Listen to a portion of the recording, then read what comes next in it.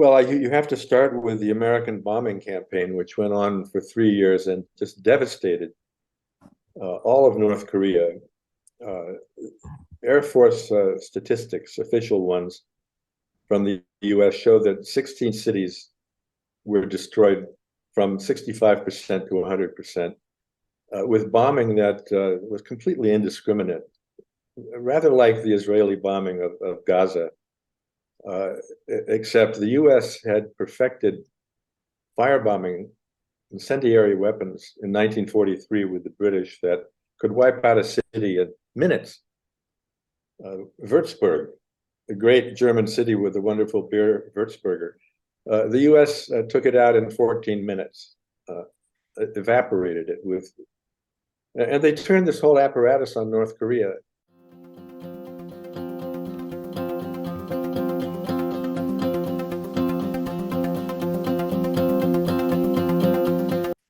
Hello and welcome to another episode of India and Global Left. Today we have with us Professor Bruce Cumings. Professor Cumings is an American historian of East Asia. He is an author of several books and he is a professor emeritus at the University of Chicago in the Department of History. Professor Cumings, welcome to India and Global Left. Thank you. I wanted to have you on to talk about North Korea, not just because we are seeing new developments in terms of geopolitics in the Korean Peninsula, but also largely speaking, it's difficult to understand the region, particularly North Korea, because of the vicious information war that we see from within the Western media. So I want to get a glimpse of what has happened in the Korean Peninsula, and so we have to talk about a lot of things, I want to start with the foundation of, or let's say the division of the Korean Peninsula itself. My own understanding is that it's impossible to understand that without understanding the Japanese occupation of the Korean Peninsula. So if you can just give us in brief what led to the partition of the Korean Peninsula along the 30th parallel. Well, the U.S. divided Korea without consulting any Koreans or anybody else, including our ally at the time, the Russians. Basically, 24 hours after Nagasaki was obliterated, John J. McCloy, who, I often ask my students, who is John J. McCloy, and they don't know, but he was one of the most powerful people in American foreign policy in the early Cold War period. And John J. McCloy, in the War Department, as it was called then, sent Dean Rusk and an Army officer into a room on August 10th and 11th, middle of the night, to find a place to divide Korea. And they landed on the 38th parallel, which nobody but geographers had noticed before that. But Rusk later wrote in a secret memo that the 38th parallel had the virtue of putting Seoul in the American zone. Korea is a very centralized country, somewhat like Paris, with one big city, Seoul.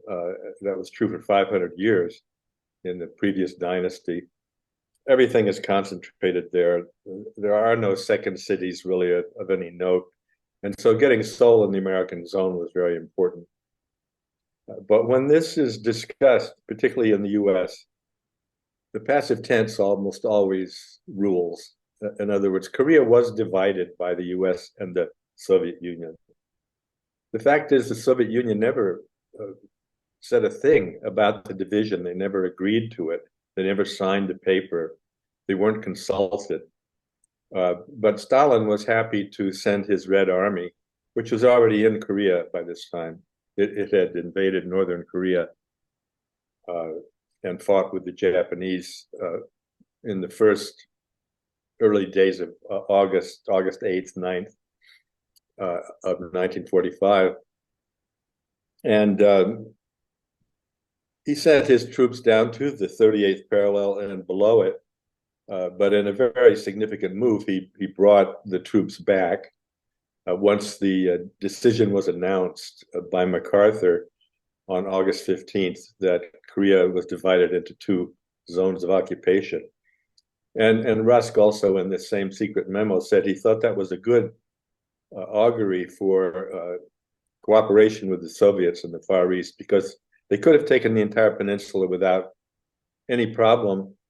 The U.S. couldn't get there for 3 weeks. The troops were on Okinawa, and they didn't arrive until September 9th,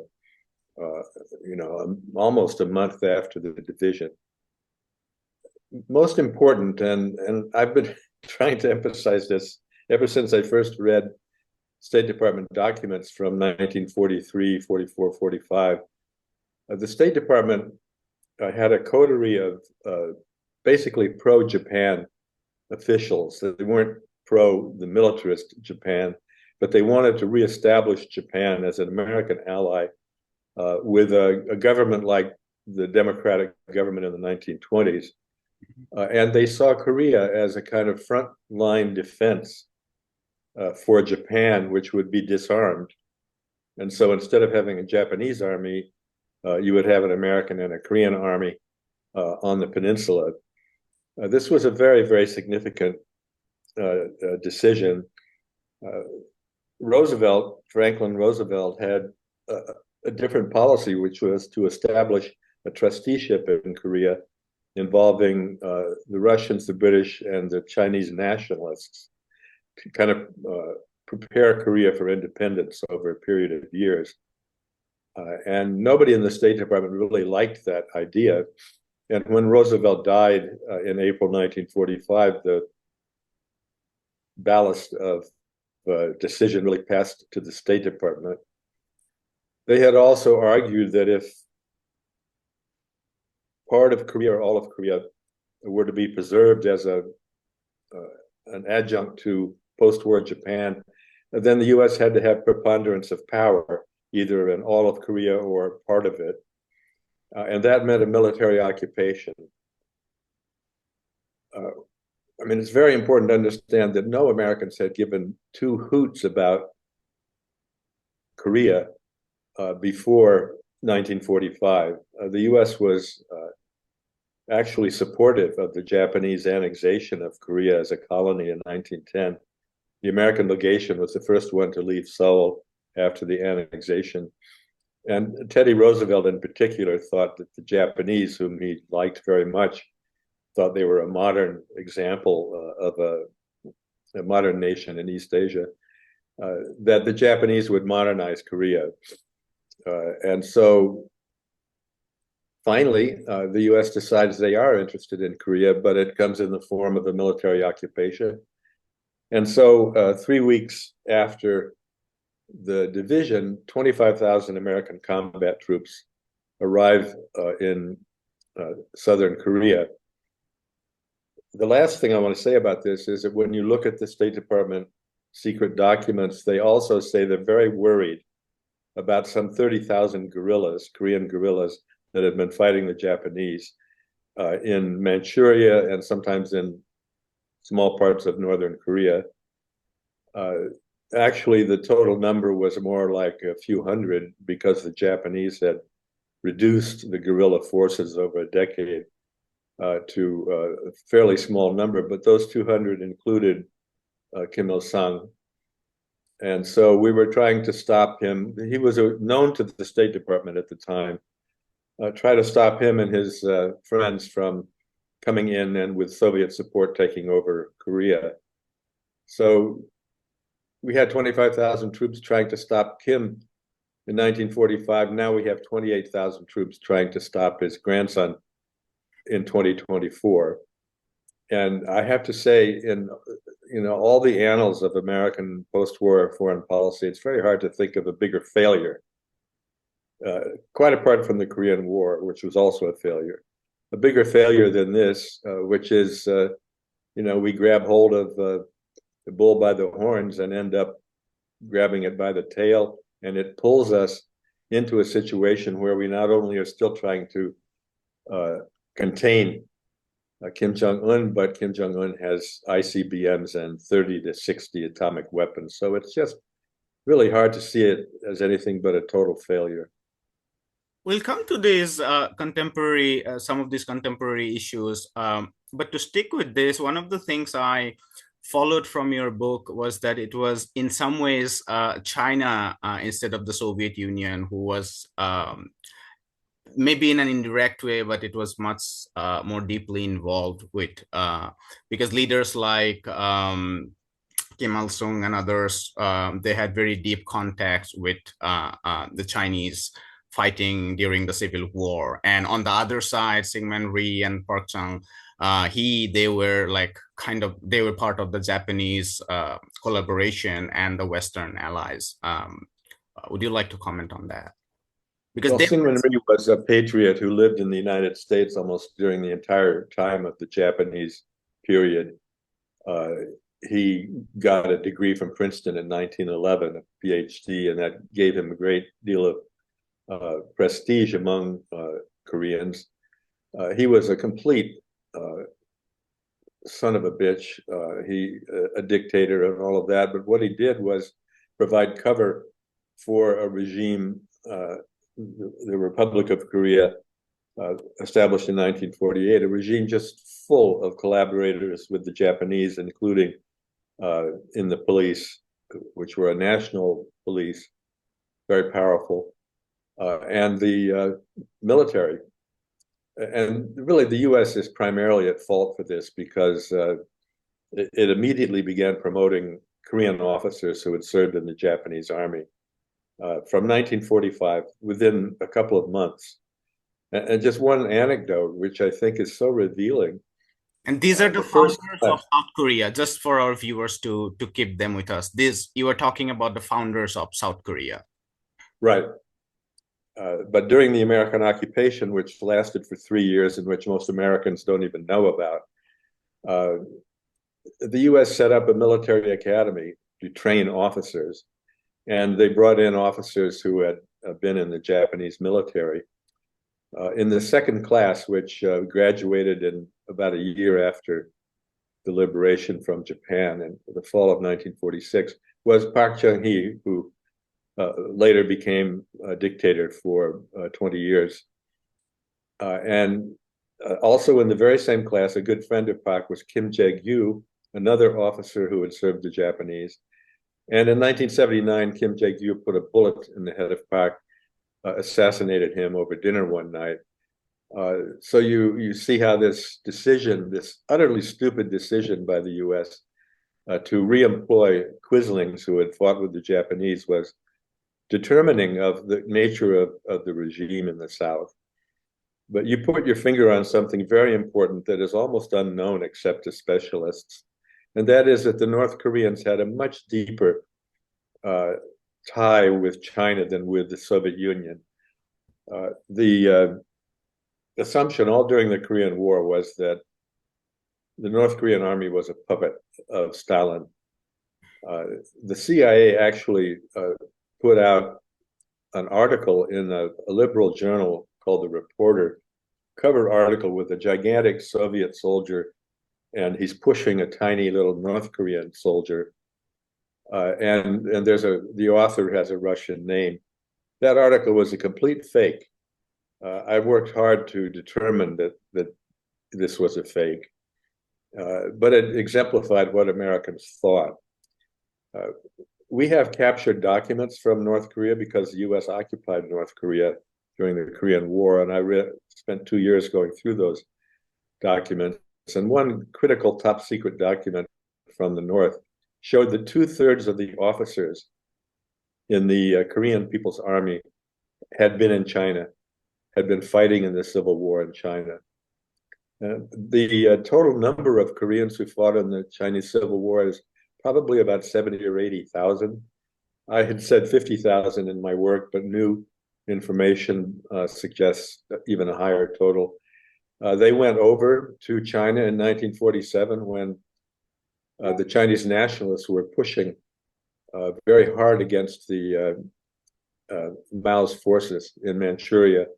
10,000 Korean troops went into Manchuria to support the People's Liberation Army. And then they kept pouring in, and they got battle experience that was very important.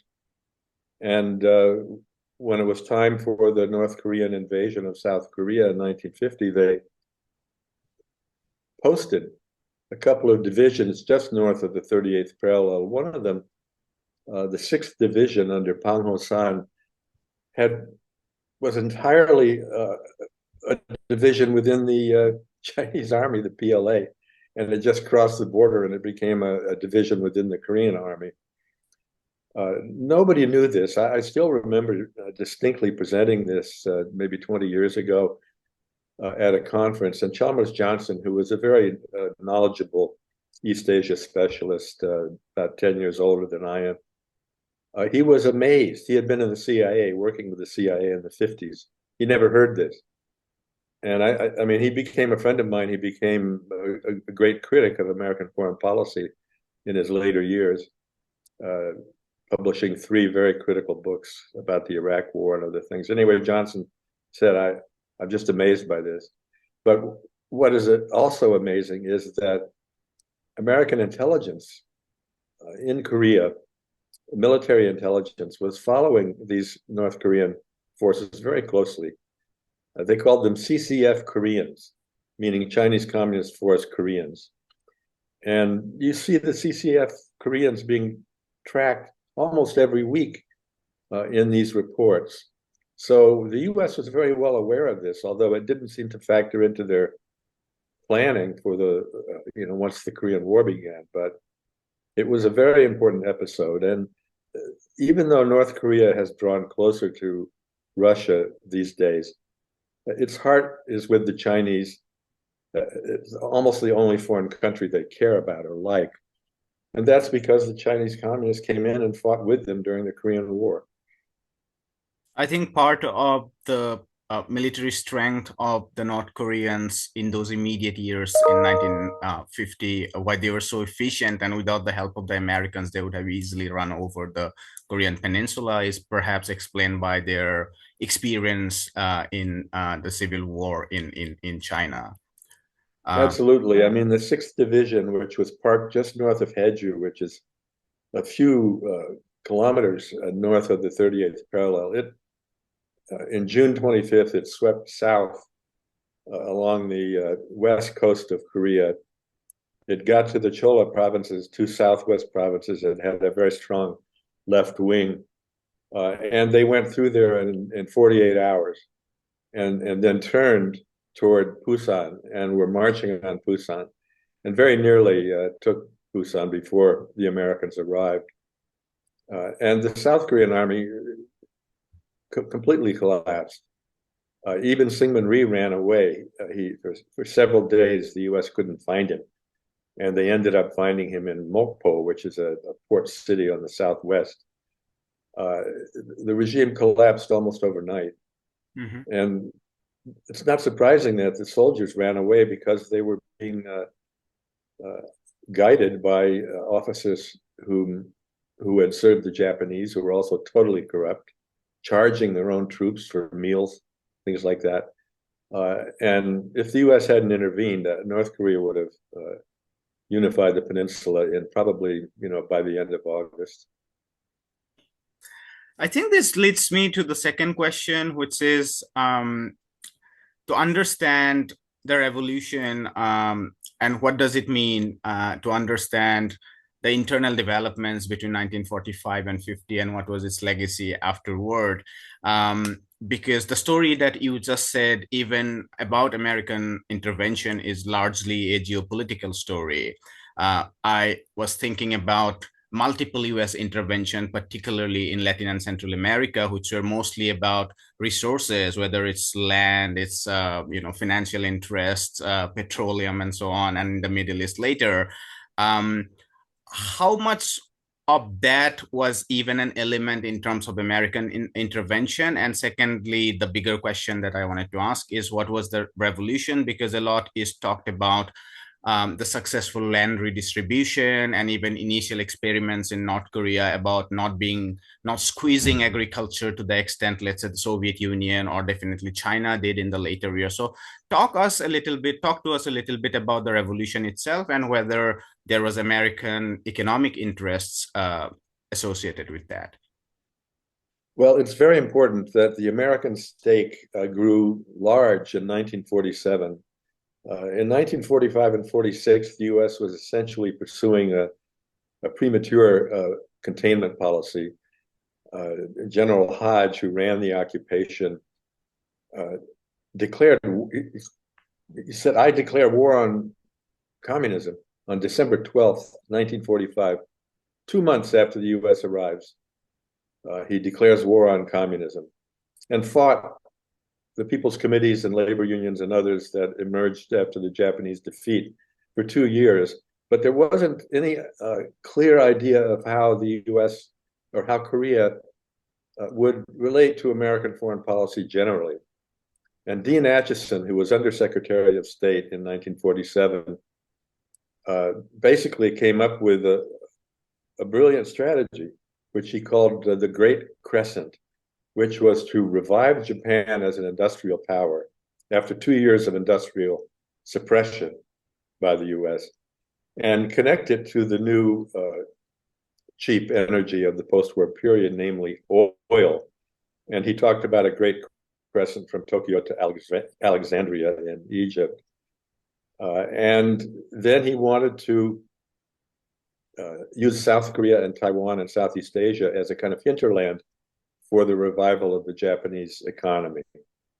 And he made that very clear.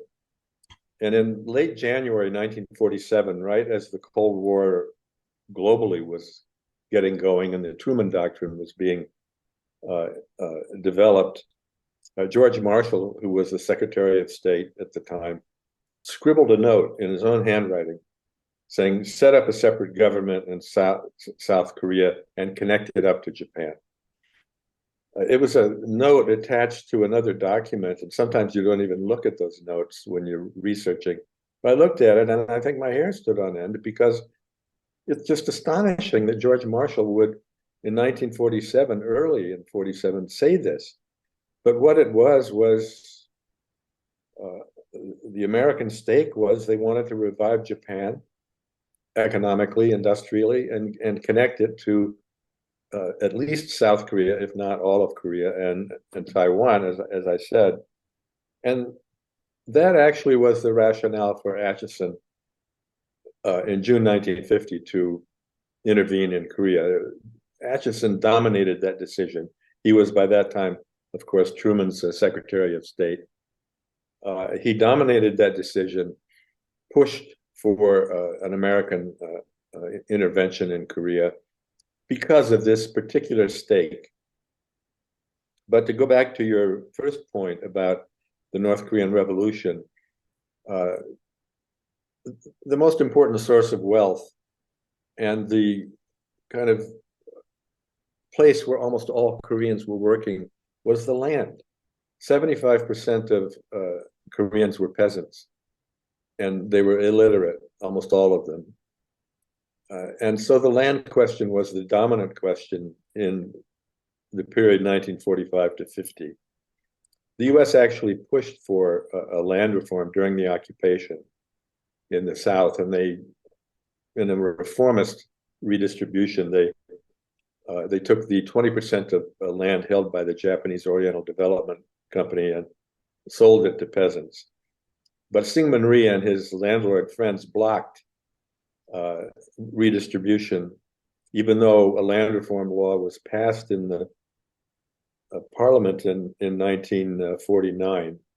I saw documents that said not 1 hectare of land was redistributed under this law before the Korean War.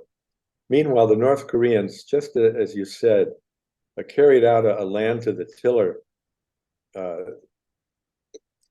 reform redistribution starting in March of 1946.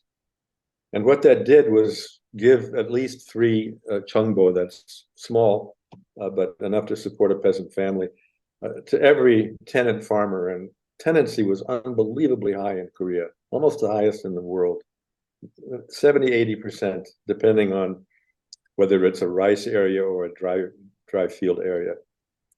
And so this reform is carried out. Sorry, this perhaps makes it very different from China, where I don't think tenancy is so high everywhere. That's true. It was in the Canton Delta in the south, across from Hong Kong. But otherwise, you had a lot of dry field farming, particularly in the north. And even though the Chinese communists carried out a very violent land reform starting in 1949, it wasn't, the tendency wasn't as serious as in Korea. And in Korea, I mean, it goes back before the Japanese, hundreds of years. It was just a landlord and aristocratic dominant land system. It became very popular not only in North Korea, but in South Korea. And the peasants in the north were allowed to own the land, but they couldn't, I mean, they could own it in the sense that they could bequeath it to their children, but they couldn't sell it in a real estate market. And that lasted until the Korean War. After the war, you had collectivization, although not anywhere near on the scale of Mao's collectivization in China. And that was very successful, and it established the regime as a one thing I failed to mention, if you look at Russia with the kulaks, China with its land reform, North Vietnam with its land reform, they were very bloody. Mao actually established quotas for killing landlords around the country. In North Korea, landlords were told they could have a 3 chungbo of land if they would move to a different county, and if they're willing to farm it themselves rather than hire tenants or something. And that was one way in which landlords were able to survive without being killed. And the other was the North Koreans basically kept the border open so the landlords could flee to the south, which would have the effect of polarizing South Korean politics, which indeed it did. The North Korean regime at the time was very different than the Kim Il-sung regime after the mid-1960s. It was a coalition of the left, both, nationalist, leftists, and communists, but mostly people leaning to the left. The Communist Party in Korea during the Japanese period was very severely repressed, and it wasn't a big deal, quite different than in China. So it was a formidable regime without the worship of Kim Il-sung, although it did start during the 40s, but it wasn't, the general policy. And so North Korea was a formidable force, and the U.S. Just had no idea about that force, whether it was because of the land reform and the revolution or because of the military. The North Koreans also had everybody join a group, women's groups, peasants groups, labor unions. When I went through the North Korean captured materials, it was amazing the way they would find an organization for everybody. It was, more than 8 years old, youth groups. And we have reams and reams of these, they're not interrogations, they're inquiries as to the person's biography, especially what did you do under the Japanese.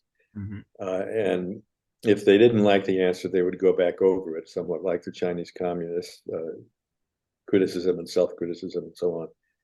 But that was also very important to give people a stake in the regime who had never, a peasant in pre-1945 Korea, nobody asked that peasant the time of day about anything important. They were just considered to be ignorant people who you put to work in the fields. It wasn't a particularly violent revolution, which is, I think, would be a surprise to Americans who are inundated with propaganda about North Korea. Uh, there were no, to my knowledge, and uh, I've been working on this for 50 years, there were no mass exterminations like in other communist countries. So, like I said, it was a formidable regime. This, I think, could be something very confusing for Orthodox Marxists who think that revolutions have to be at least somewhat violent because it's the class struggle really that you are carrying forward. So it might be a very interesting case study for Marxists in particular. Well, Kim Il Sung was a very interesting figure because he was a really formidable politician. He would go to landlords and try to get them on his side. During the early days of the Korean War, I saw some documents that the guy who owned the soy sauce factory in Pyongyang was a big friend of Kim Il Sung's. And Pang Ho San, this great general I mentioned uh, before, his family owned a hotel right on the border with China in Xinhuiju. Uh, there were many examples of the so-called class enemy actually faring well in North Korea. And I think that's because when you look at Kim in the 30s, he had a small ragtag band of guerrillas in 1932, 33 to begin with. And he basically tried to win everybody over. So, you get more and more people on his side. And I remember something that Prince Sihanouk wrote about Kim. Sihanouk was a great friend of Kim Il Sung, and he had his own villa in North Korea and went there frequently. And he said he had never met or never knew a leader who has a closer relationship with his people than Kim. And I remember reading that and thinking, well, I mean, here's one of the most sophisticated politicians in the world, Sihanouk, and I think he's probably telling the truth. Right. And coming from the global south, I think what is an element of surprise and also regret is that even within the global south, we talk about Nasser, sometimes Tito, Nehru, Mao, but not as much about Kim Il Sung, but the kind of things that you are saying would place him among those people whose legacy, of course, there are like it's a mixed legacy. They failed in many ways, but there were remarkable openings, and they were part of that, and they did do positive things by and large by global south standard. Well, I mean, that's very important because Kim suffered under two image problems. One is the U.S. constantly called him a puppet of Moscow.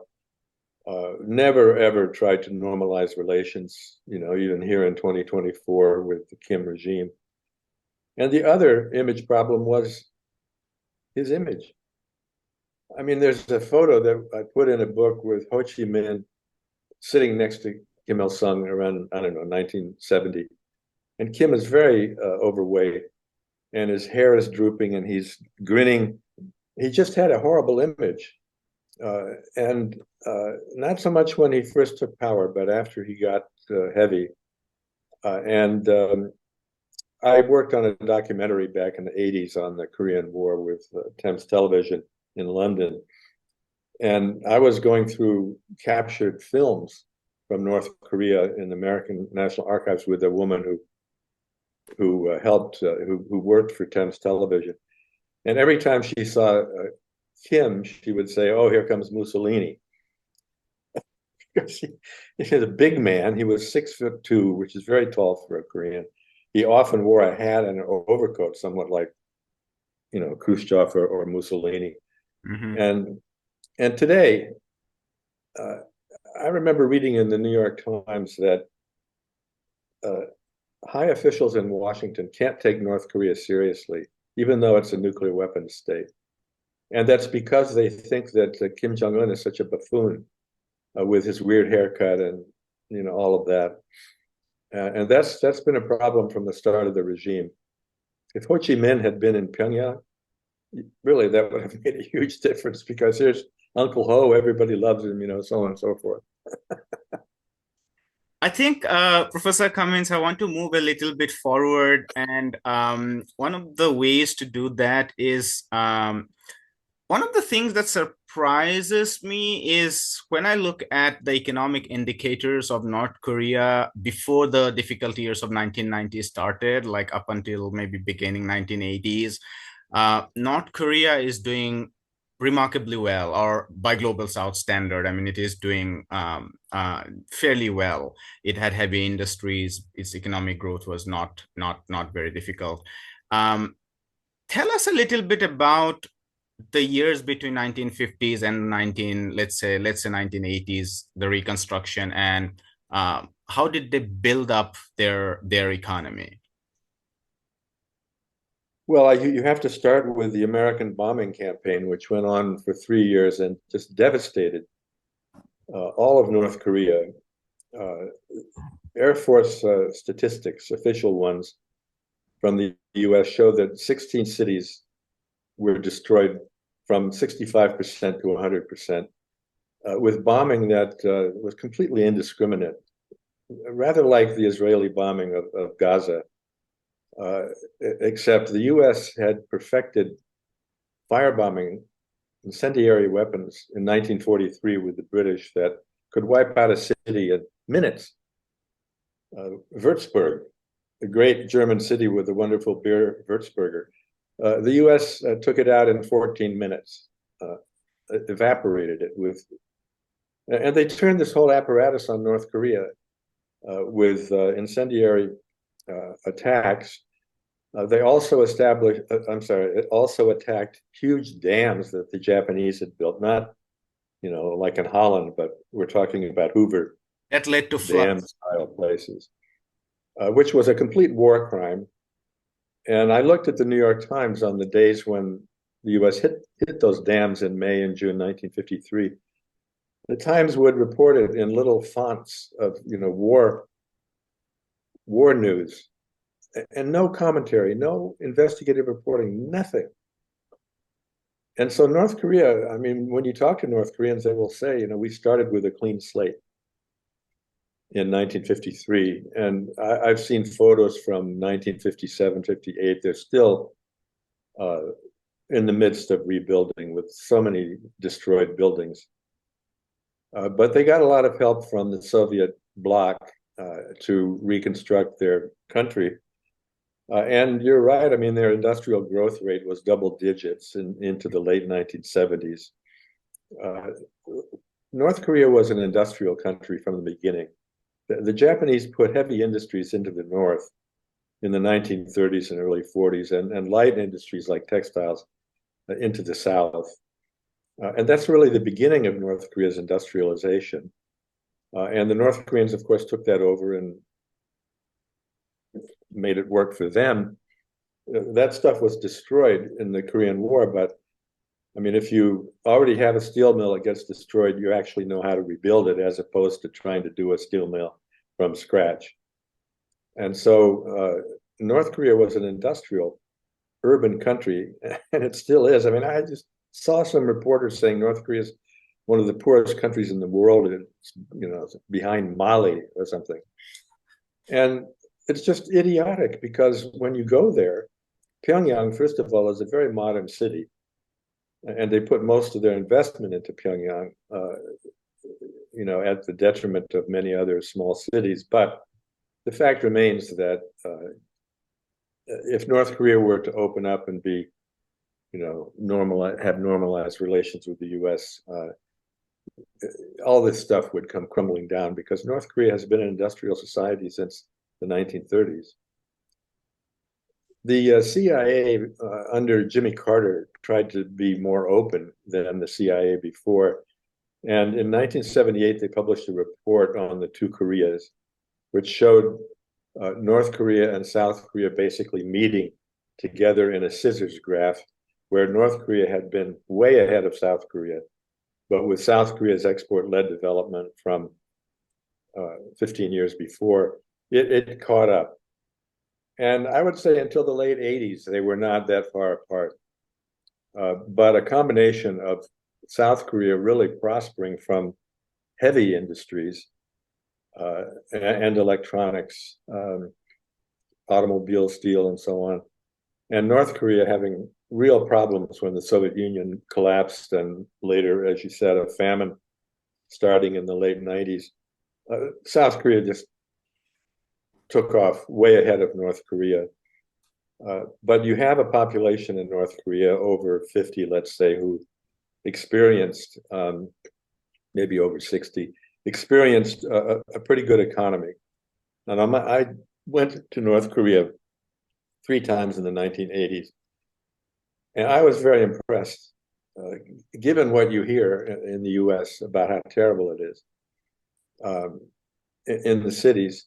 The countryside was a kind of quiet, bucolic place, but you didn't see any pathologies of homelessness or starving or anything like that. It was probably the height of the North Korean economy in the late 80s.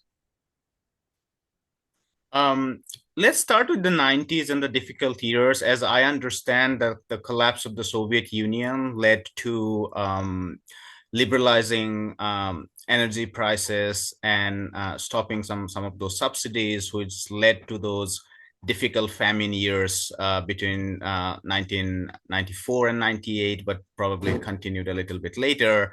And I think it's U.S. Bureau of Census Statistics that said like between 93 and 2000, they calculated some 500 to 600,000 deaths due to those famines, and it led to a lot of stunting and so on.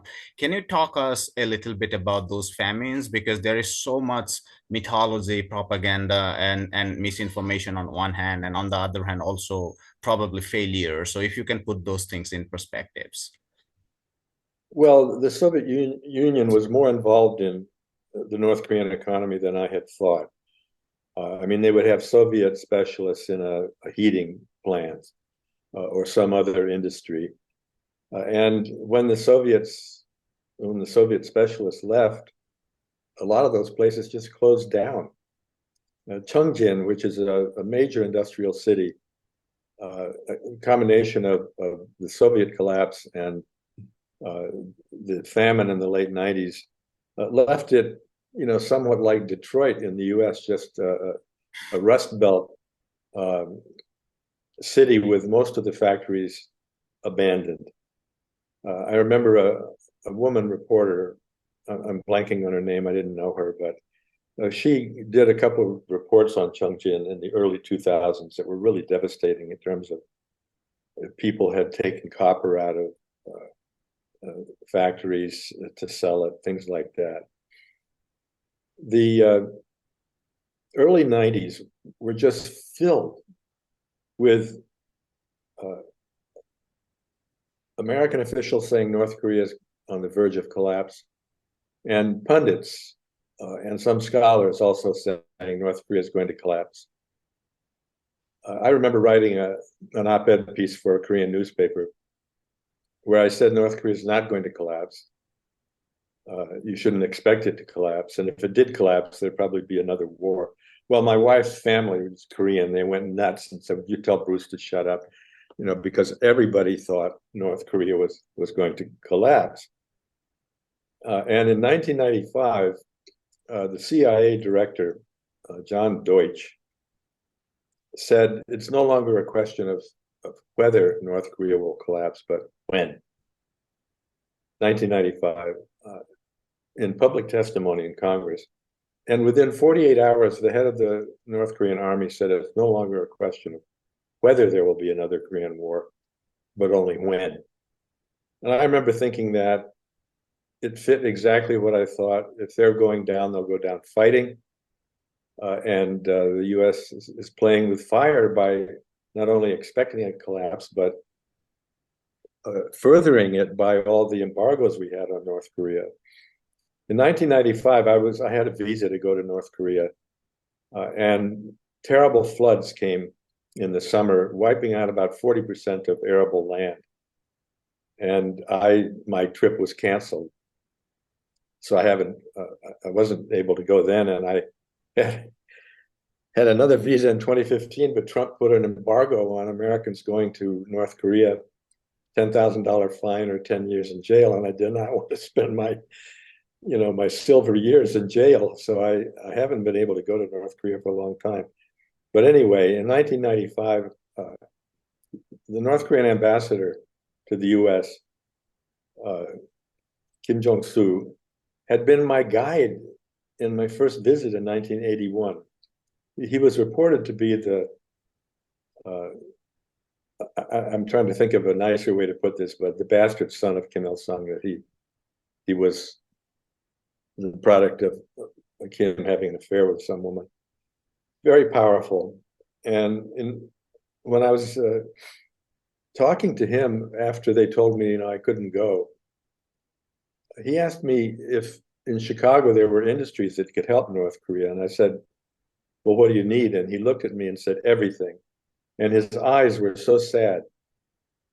And then in 1998, they had, that's really when the famine began. And your figures are right. About 600,000 people died, which is a disgrace because this regime can reach into every village, and it should never have happened. But the figure used by the American media is 2 million. But a couple of demographers in the early 2000s did a very careful study of the North Korean population and came to the conclusion that about 600,000 people had died. But that famine was such that one of my very best students, Charles Armstrong, who has written a couple of very good books on North Korea, he said to me, well, I guess I'm studying a country that's going to be history, that is going to disappear. And I said, no, it won't. There was a man who was heading up a independent food group in North Korea. They opened the doors in a way they never had before to a lot of charitable organizations, even including the U.S., which gave hundreds of thousands of tons of rice to North Korea. But this man said, I've lived here now for a year, and I'll tell you what, these people are going to be here forever. They are not going to give up. And I wrote in a book in 2006 that I completely agreed with him. And here we are in 2024, where North Korea has no chance of collapsing when they've got nuclear weapons. Mm-hmm. I mean, they are essentially girded for the long term. I mean, if I were going to live a very long life, you'd be looking at Kim Jong-un being the leader 40 or 50 years from now. It's the regime that knows how to hold on to power. And I can't emphasize that enough. And to them, it would be like committing suicide to let the U.S. come in and take over. They remember the Korean War like it was yesterday. They talk about the bombing. And so surviving that terrible crisis in the late 90s is a key to understanding what kind of a regime we're dealing with. And yet this goes against what everybody else thinks. They're either a puppet of Russia or of China. I hear these so-called experts from the government talking about, we need to talk to China to get North Korea to do this, that, and the other. Deng Xiaoping told Jimmy Carter, you can't push the North Koreans. It's a very important little passage in Jimmy Carter's memoirs. You can't push the North Koreans. They'll just push back, and they'll do the opposite of what you want them to do. Right. I find it very funny because historically, Koreans were often seen as mendicants who did the bidding of foreign powers, whether the Japanese or the Americans. And many South Koreans were like that. And North Korea did not want to be like that. And they have forged a regime that has enormous staying power. The bombing of the North Korean cities in the 50s, and then the difficult years in the 90s. If a government or a society has survived those kind of destructions and difficulties, then it only tells us about its resilience. Professor Cumings, well, of course, it's not. it's not a democracy that is governing according to the consent of the people. It's a very broad, total dictatorship.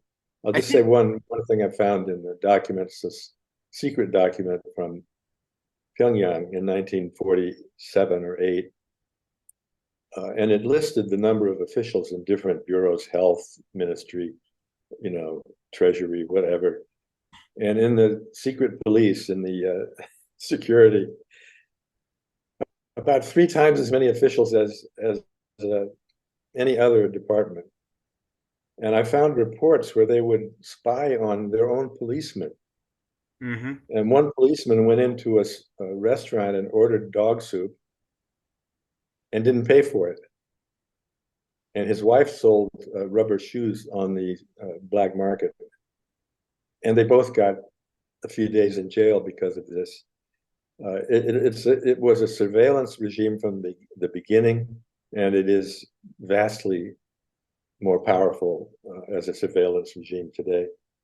I think this was precisely my follow-up question, which was, I mean, we on one hand we hear a lot of these reports in social media, or even Guardian and others. Radio Free Asia reported that, and recently it's all over CNN and Guardian that a 22-year-old man was put to death for watching South Korean pop movies, and sometimes there are reports about pushing back against Western hairstyle or dresses and stuff like that. And sometimes you have to be cynical because these are done based on defectors to South Korea, but sometimes one has to take human rights seriously. So I think my question is, something that always confused me about North Korea is it's not unusual that the governments that came out of this civil war-like situation, they were very, very surveillance and were very ruthless against oppositions, the likes of which we never saw, let's say in India, for instance, which has a very, very long history of stable bureaucracy and military.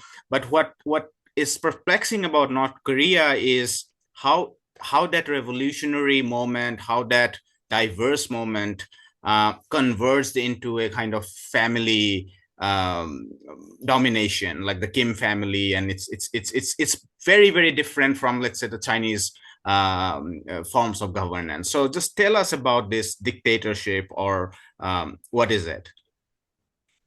Well, the story about the 22-year-old is entirely believable. They do make examples of people.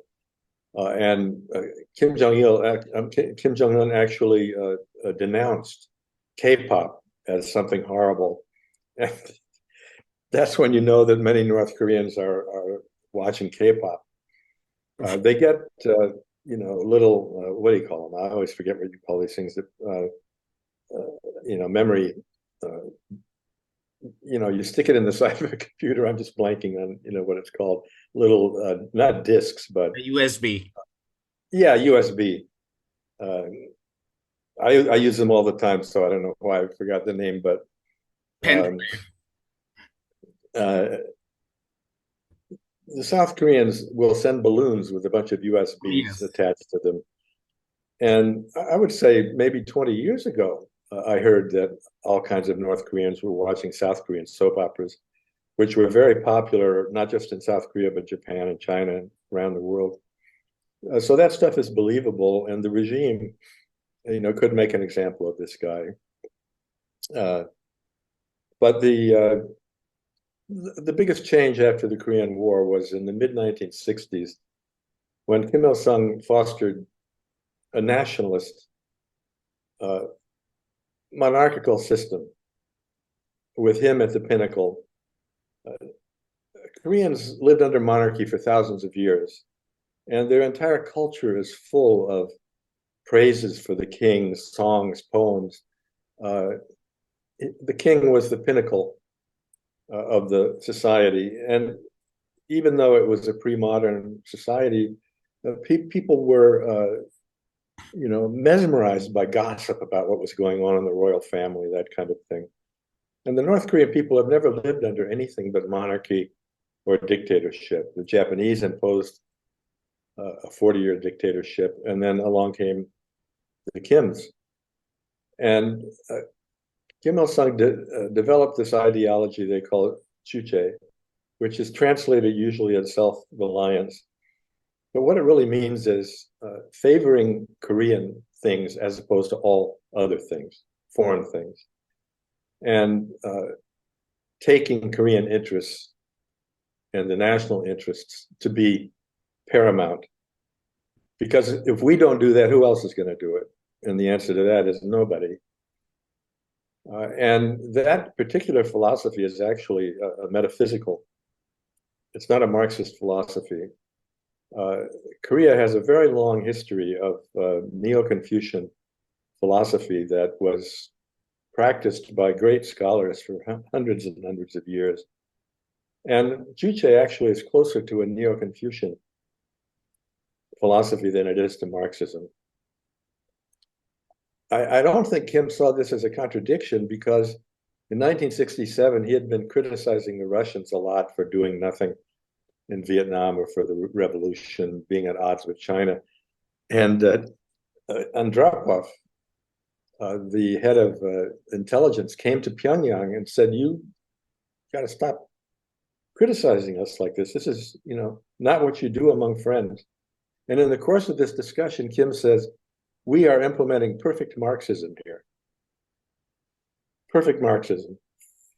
And when I saw that, I almost fell off my chair because what he was doing was implementing perfect monarchy, a family-run government that would be based on the son of the leader being the next, one of the sons being the next, in effect, king. North Koreans will talk to foreign reporters and refer to Kim Jong-un as their king. I mean, it's just so deeply ingrained in their system. And it's also stable. Mm-hmm. I mean, the Joseon dynasty got going in 1392 and it lasted 500 odd years. Not that the monarchy was necessarily stable, but as a political system, it was stable. And I find it fascinating. I mean, a lot of leftist friends of mine, they think North Korea has gone around the bend. They're no longer Marxist or whatever. They never were really Marxist. But this was a major change in the mid-'60s. And it deepened in the 80s when Kim Il-sung was quite old. And the party ideologists started talking about the necessity to pass leadership to Kim Jong-il without naming him. And what they said actually is almost right out of Hegel, where Hegel justifies the king and his son, being in power without an election or anything like that. And so you have a hereditary monarchy of a modern Korean style. And it might be reprehensible depending on your point of view, but it is very stable. And when I came to understand that, which is back in the 80s, that was basically why I thought the regime would go down fighting rather than collapse. Mm-hmm. I think my last question is to wrap up with the current geopolitics and how you are looking at it. I think you have given several interviews from the Trump era, and at the time you were seeing silver linings, to put it in one way. A lot has happened since, and we are seeing closer ties between Russia and North Korea on one hand, and on the other hand, we are also seeing new drills, which are probably not very new, but Japan, South Korea, and the US doing drills on one hand, and also North Korea coming up with their own testings and missiles. And my question is that it seems to me there is a further polarization that has happened in the recent years, like with Russia, China, and a range of countries coming together on one hand, and then the traditional NATO and the Western allies on the other hand. How do you see the larger geopolitics from the standpoint of the Korean Peninsula going forward? Well, the U.S. has been trying to get South Korea and Japan to cooperate in containing North Korea and China, literally for decades. It goes back to the post-Korean War period in the 1950s. And most Korean presidents have resisted it. And, an issue will come up like forced laborers during the colonial period want compensation from Mitsubishi or something, and it throws a big rock into this relationship. But President Yoon, this conservative who won his presidency by just a hair, has pushed much harder and farther than anybody else. He's been very dutiful in lining up with Japan and the US. They had a so-called summit last summer at Camp David with the three, Japan, South Korea, and Biden. And I expect that the next president, who probably won't be as right-wing as Yoon, will not go along with this so much. There's still enormous hostility toward Japan and Korea, and the feeling that Japan has never shown proper remorse for what they did in Korea. But when you look at it as an array of three powerful states, from North Korea's standpoint, it's completely logical. I mean, my friend John Mearsheimer would say, line up with Russia and China. You get those three together, and they've got their three together, and you've got a new Cold War. It isn't a new Cold War, but Kim Jong-un is playing into Putin's hands, where Russia wants to treat North Korea the way the US and its allies have treated Ukraine. In other words, as a proxy in fighting Russia, and in the case of North Korea, as a proxy in making life difficult for the US. The North Koreans have been shipping enormous numbers of weapons, artillery, especially to North Korea. And one thing I haven't said, which is a very important thing, North Korea is the most amazing garrison state on the face of the earth. It has 1.2 million men and women in the military out of a population of 27 million. Their army is almost as large as ours.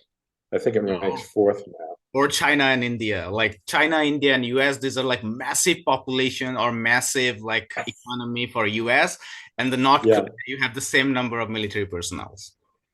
Right, and a 17 or 18-year-old will go into the military for as much as 10 years, and women 7 years.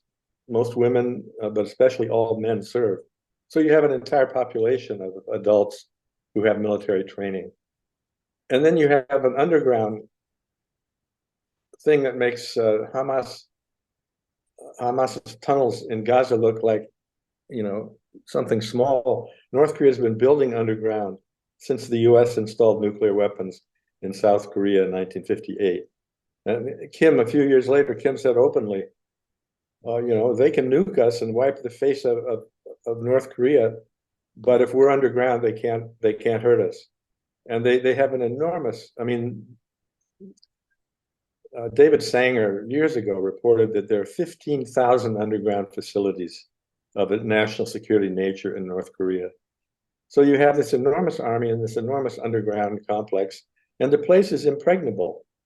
The US would need the Chinese army to go in with them if they were to defeat North Korea. It doesn't mean North Korea can defeat anybody else. It can't. A lot of its military is obsolescent, but in terms of defense, it's impregnable.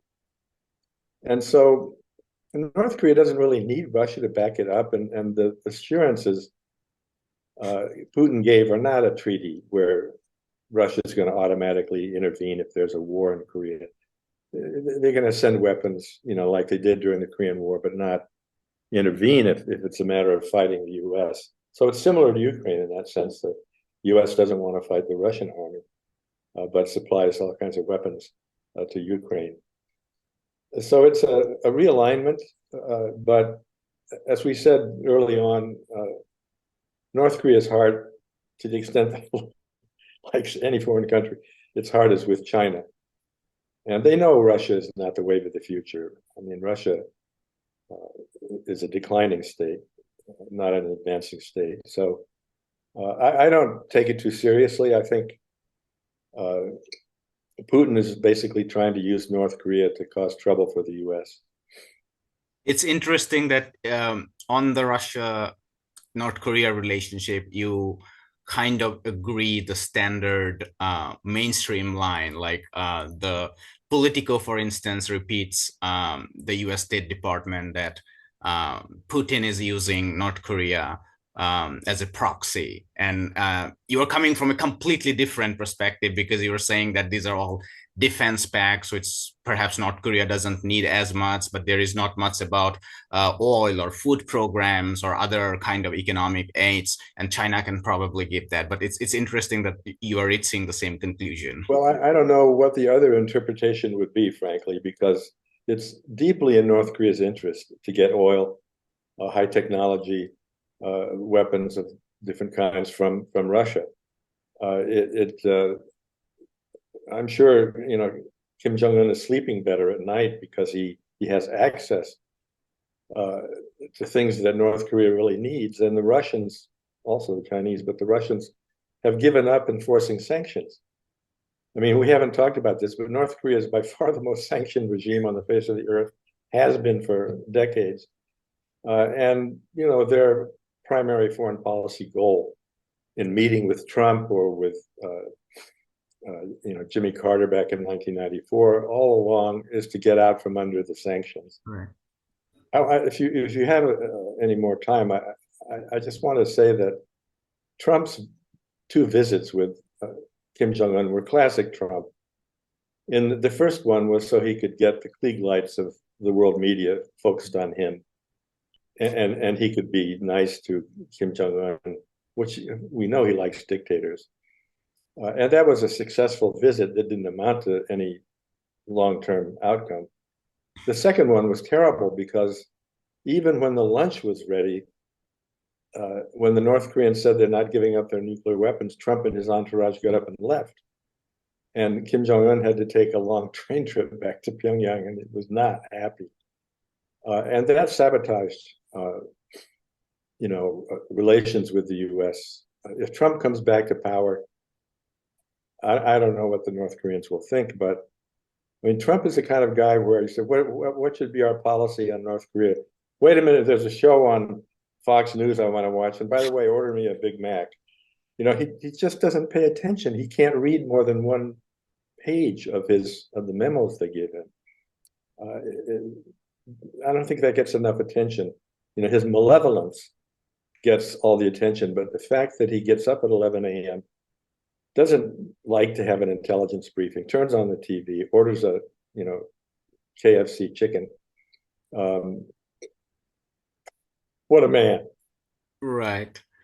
Professor Cumings, I'm very mindful of your time. I want to end this by asking a kind of a personal question, because you have dedicated your life in a way, because your work is so diverse, but on North Korea, to see a peaceful, perhaps an integrated peninsula, and the American role is very important. And you are an educator, and we have a lot of American viewers, but also global viewers. What would you say as an American to your countrymen about North Korea, like going forward, what they should educate them? And this is something I'm asking because I visited US campuses, university campuses, where a lot of political education goes on. And I see, like, from obviously the Middle East, Palestine is at the heart of it, but even including Cuba and others, they are at those questions have been now raised and asked. We know Vietnam was kind of the beginning, but we don't see North Korea being in that kind of political education among Americans. As a scholar and who is deeply invested in the project, what would be your concluding remarks? Well, you're right. I mean, beginning with the Vietnam War and its terrible outcome for the U.S., uh, Americans came to understand the value of the Vietnamese Revolution and their resistance both to the French and the Americans. It's just one of the great stories of the 20th century. And then our relations with Cuba have been very fraught with attempts to overthrow the government and all of that. But Castro, and especially Che Guevara, I see students all the time with Che Guevara T-shirts and stuff. There's an understanding of the necessity of the Cuban Revolution and the gross imperialism that the U.S. imposed on Cuba, with the mafia being among the leaders. I mean, Godfather 2 is such a great film in part because it shows how the mob was completely embedded with the Batista regime. And China also has a, unless you're an idiot, you know that the Chinese Revolution is one of the great revolutions of the last century. North Korea is in a separate category, and part of it is the image that North Korea projects, which is an Orientalist image. Not that they are Orientalists, but they do project that kind of an image, fitting into stereotypes that Americans have of how Orientals operate. Those stereotypes aren't as bad as they used to be, but I mean, some things coming out of North Korea could be in a Hollywood movie from the 1930s if you wanted to, just see an Orientalist regime that you don't want to touch. Secondly, Americans can't go to North Korea. For the last 10 years, there's been an embargo, and before that, very few went. So there's very little knowledge. Once you get into North Korea, you see these are normal people with going about their lives, with their children like any other people, and probably just ignoring as much as possible the bullshit, that comes down from the regime. But people don't have that experience, and North Koreans, except for a few instances, they can't come to the U.S. So nobody knows a North Korean. But I think it's the image that the regime has projected, which they think is one of strength and unity, that has been a big problem for their image in the U.S. What I think about the future is that the future dawned in 1998 when Kim Dae-jung became president in the South. And I was at his inauguration, and he laid out a completely new policy toward North Korea that would envision a unification maybe 30 years hence. But in the meantime, North Korea could be a kind of have provincial autonomy, and the Kim family could remain in power, and the South would help the North with various kinds of aid. And there were a lot of things that he said. I remember thinking this, I've never heard this coming out of the mouth of a South Korean president. And he ended up with a summit with Kim Jong-il in 2000. And things looked very good. And then George W. Bush came in and completely demolished everything. I can't go into the detail, but he was primarily the culprit in not only demolishing what Kim Dae-jung was trying to do, but breaking up a deal to buy out North Korean missiles that was very important. And that happens all the time. I mean, some stupid American like Trump or some South Korean conservative like Yoon, gets in, fly in the ointment, and you go back to where you were before. But I'm pessimistic about unification now because there's nothing to indicate that North Korea is going to change in any fundamental way, and they are completely impregnable. They have nuclear weapons, all of that, and I think they've gotten used to having half a loaf, to being a kingdom in the northern part of Korea, which has lots of analogs in Korean history. There is a period called the Three Kingdoms before the Goryeo dynasty. And so I used to say I know Korea would be unified in my lifetime, but my lifetime is not so long anymore. I'm a year younger than our stumbling president, Biden. So I don't have a lot of optimism about that, but I think people need to realize that they're not going to get rid of North Korea, so they need to deal with it in some positive way. Professor Cummins, thank you very much for this time, and this was an incredible privilege to have you on. Thank you. Thank you very much. Have a Hi, wonderful. my name is Ayushman. I, along with Jyotisman, have started this platform. In the last 2 years, we have tried to build content for the left and progressive forces. We have interviewed economists, historians, political commentators, and activists so far. If you have liked our content so far and want us to build an archive for the left, I have two requests for you. Please do consider donating for the cause. Link is in the description below. Also, if you are not able to do so, don't feel sad. You can always like our videos and share our videos to your comrades. Finally, don't forget to hit the subscribe button.